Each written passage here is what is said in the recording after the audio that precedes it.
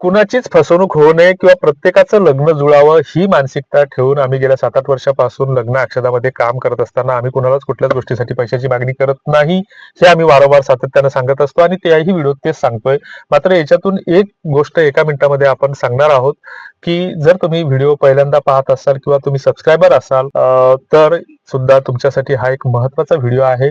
की WhatsApp group असेल, आमची वेबसाईट असेल, आमचं सोशल मीडियाचे वेगवेगळे अकाउंट असतील किंवा या प्लॅटफॉर्मवर आम्ही सातत्यानं आम्हाला लोक प्रश्न विचारत असतात, की आम्ही एक गोष्ट सांगत असतो, की आम्ही कुणाचे लग्न जुळवत नाही किंवा आमच्या माध्यमातून लग्न जुळतात असा दावा आम्ही कुठेच करत नाही किंवा आम्ही कुणाचेच बायोडाटा कुणालाही परस्पर शेअर करत नाही किंवा कुणाचे मोबाईल नंबर आम्ही कुणालाही शेअर करत नाही किंवा लग्न अक्षदाच्या वेबसाईटवर तुम्ही लॉग इन केल्याच्या नंतर त्या ठिकाणी मोबाईल नंबर का दिसत नाही, या प्रश्नाचं थोडक्यात उत्तर, की लॉकडाऊनच्या आधी आम्ही या लग्न अक्षदाच्या प्लॅटफॉर्मची सुरुवात केली होती. वर्गणी करून आम्ही मग त्याचं ऍप्लिकेशन तयार केलं, त्याची वेबसाईट तयार करण्याचा प्रयत्न केला. त्याच्यासाठी मग जवळपास आम्हाला 1,00,000-1,15 लाखापर्यंत त्यावेळेस खर्च आला होता. मात्र आमच्या वाशिम जिल्ह्याच्या मराठा सेवा संघानं या कामासाठी आम्हाला भरपूर मदत केलं. सत्यशोधक समाजाचे जिल्हा अध्यक्ष आणि मराठा सेवा संघ संभाजी ब्रिगेडच्या माध्यमातून आम्ही या ऍप्लिकेशनची निर्मिती केली आणि एक मराठा सेवा संघ संभाजी ब्रिगेड ही एक चांगली कम्युनिटी आहे, लोकांना मदत करणारीच कम्युनिटी आहे आणि सुदैवाने गेल्या 20-22 वर्षापासून आम्ही संभाजी ब्रिगेडचं जिल्हा कार्यकारिणीमध्ये वाशिम जिल्ह्यात काम करतोय आणि हे करत असताना समाजामध्ये एक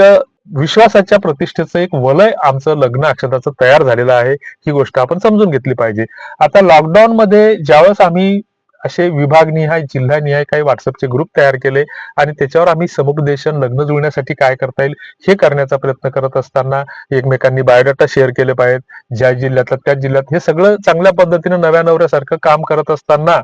त्यावेळेस जे काही व्हॉट्सअपचे ग्रुप होते तर ते 256चं लिमिटेशन त्याला होतं आणि 257 मेंबर त्याच्यामध्ये ऍड करता येत नव्हता आणि अशा स्थितीमध्ये त्यावेळेस एक लाट होती, की व्हॉट्सअपच्या ग्रुपवर किंवा सोशल मीडियावर जर एखादी चुकीची पोस्ट आली तर त्याला ऍडमिन जबाबदार राहील आणि अशा वेळेस लॉकडाऊन सुरू होतं. लॉकडाऊन मध्ये एक जवळचा पाहुणा वारल्यामुळे त्यांच्या क्रियाक्रमासाठी आम्ही परमिशन घेऊन तिकडे गेलो. तिकडे गेलेलं असताना त्या व्हॉट्सअपच्या ग्रुपवर रात्री 9-9:30 वाजता एका बहादरानं काहीतरी 1.5-2 मिनिटाची एक अश्लील क्लिप त्या ग्रुपवर टाकली. तर त्यावेळेस व्हॉट्सअप ग्रुपवर बरेच अश्लील जोक वगैरे हे येणं स्वाभाविक होतं आणि मग त्यावेळेस शक्यतोवर मुली किंवा महिला ग्रुपवर नसायच्याच, परंतु बोलणाऱ्याला काही जात नाही. या ग्रुपवर मुली आहेत, महिला आहेत, ऍडमिन काय झोपला काय, ऍडमिन काय असं झालं काय, त्याच्यावर जवळपास आम्ही दुसऱ्या दिवशी सकाळी उघडून बघितलं तर 200-300 मेसेज ऍडमिनला शिव्या घालणारे त्याच्यात आले आणि मग आमच्या मनामध्ये एक प्रश्न निर्माण झाला, की आपला हेतू उद्देश प्रामाणिक आहे, उद्देश चांगला आहे, आपण लोकांची लग्न जुळवण्यासाठी हे व्हॉट्सअपचा ग्रुप तयार केला आणि मग लोकांनी एवढ्या जर ऍडमिनला शिवाय घातल्या असतील तर मग हे 255 लोक जे उरलेले आहेत तर त्यांची कुठलेच सामाजिक उत्तरदायित्व नाही का, की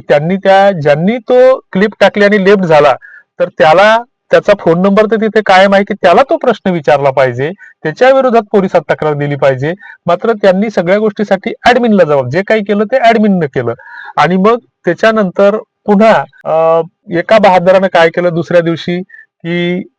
विनाकारण पोलिसात आमच्या विरोधात तक्रार दिली. त्याच्यानंतर मग पोलिसांकडनं आम्हाला फोन आला, नाशिकच्या घोटी पोलिसांकडनं फोन आल्याच्या नंतर त्यांना कळालं की समोरचा व्यक्ती एक पत्रकार आहे, लग्न अक्षदाचा एक चांगला प्लॅटफॉर्म आहे, त्याच्यानंतर मराठा सेवा संघ संभाजी ब्रिगेड या कम्युनिटीशी हे लोक जोडलेली आहेत आणि ती लोक आम्हाला पोलीस प्रशासन सुद्धा संभाजी ब्रिगेड आणि मराठा सेवा संघाकडे एक आदराच्या भावनेनं बघतं, कारण ह्या लोकांचं कार्य चांगलं आहे म्हणून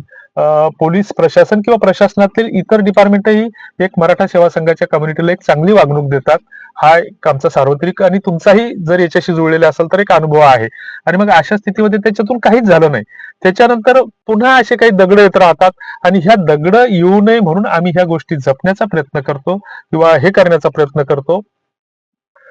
मग आता या गोष्टीवरून एक महत्वाची गोष्ट समोर येते, की आपल्या लग्नासाठी, तुमच्या आमच्या लग्नासाठी पुढाकार का घेत नाही कोणी, तुमचे आमचे मामे मावशे काके सोयरे धायरे भावकी हे तुमच्या आमच्या लग्नासाठी स्थळ का दाखवत नाही, तर याच्या मागचं जे काही कारण आहे, तर एखाद्यानं जर एखादं लग्न जुळवलं तर आपण त्या लग्नाला मोठं थाटात ते लग्न करतो, लग्नाच्या ठिकाणी डीजे बँड बाजा सगळं लावतो आणि त्या ठिकाणी लग्न लागायच्या टायमाला आपण या चोरांचे सत्कार त्या ठिकाणी करतो, राजकारण्यांचे सत्कार त्या ठिकाणी करतो, की ज्यांनी तुमची आमची समाज व्यवस्था पूर्णपणे बर्बाद केलेली आहे, अशा लोकांचे सत्कार करतो. आणि तो मध्यस्थी जेवला का खावला का त्याला विचारतही नाही, हुंगतही नाही. लग्न अक्षदानं गेल्या 5-6 वर्षापासून ही परंपरा सुरू केलेली आहे, की कुणाचंही लग्न जर जुळत असेल तर एक आठ शर्त घालतो, की तुझ्या लग्नामध्ये डीजे असणार नाही, दारू असणार नाही, आणि त्या ठिकाणी मध्यस्थाचा सत्कार हा सन्मानानं झाला पाहिजे. त्याचं लाऊडस्पीकर मधून त्याचं भेटवस्तू किंवा सन्मान चिन्ह देऊन त्याचा सत्कार झाला पाहिजे. आणि दुसरी गोष्ट पुन्हा आपण काय करतो, की एखाद्याने एखादं खुट्याला म्हशी बांधून स्वतःचं पेट्रोल खर्चून लग्न जुळवलं